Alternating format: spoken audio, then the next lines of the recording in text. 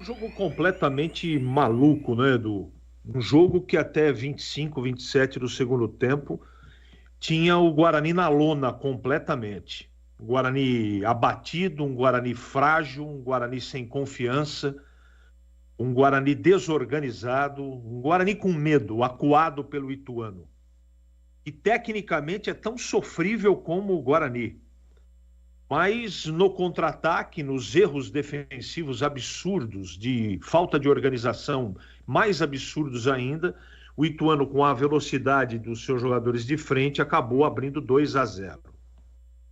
Eu, sinceramente, eu não acreditava que o Guarani pudesse empatar o jogo. Eu fiz esse comentário quase a 30 minutos do segundo tempo. Ali estava mais para o Ituano fazer o terceiro gol no contra-ataque, não por qualidade técnica, do que o Guarani sequer fazer um gol.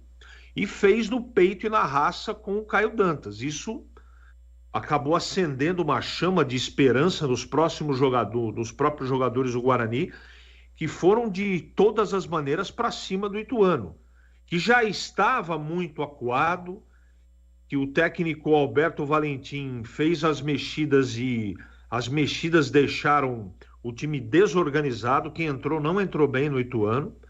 E o Guarani, com a força da torcida e com a empolgação, foi com tudo para cima e acabou empatando o jogo.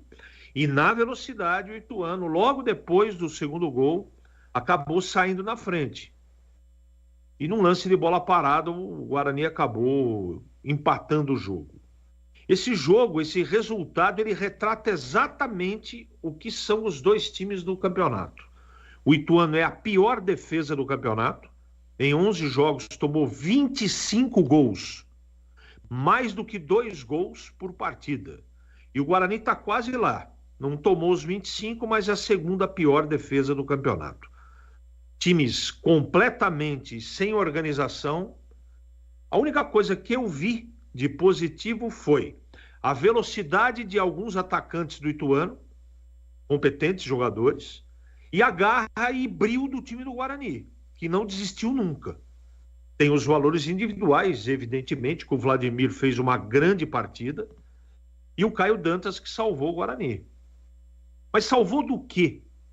O empate serviu para quê, Carlos Henrique?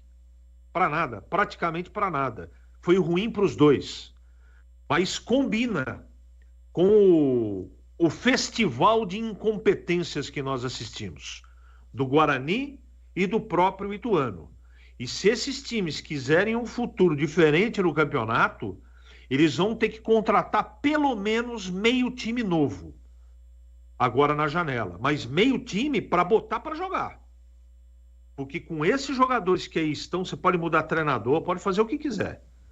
Falta repertório, falta qualidade técnica, falta tranquilidade, falta manejo de bola, falta tudo.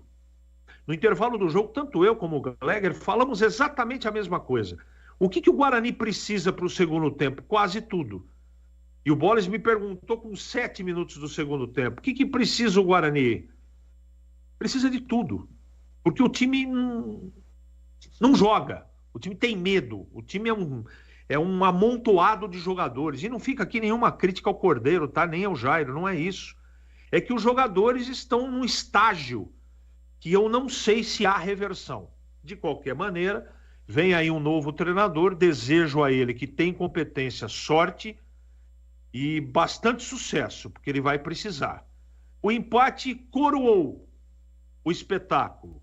O time mais incompetente, que é o Guarani, que é o último colocado, com o segundo mais incompetente. Final do jogo, 3-3, Edu.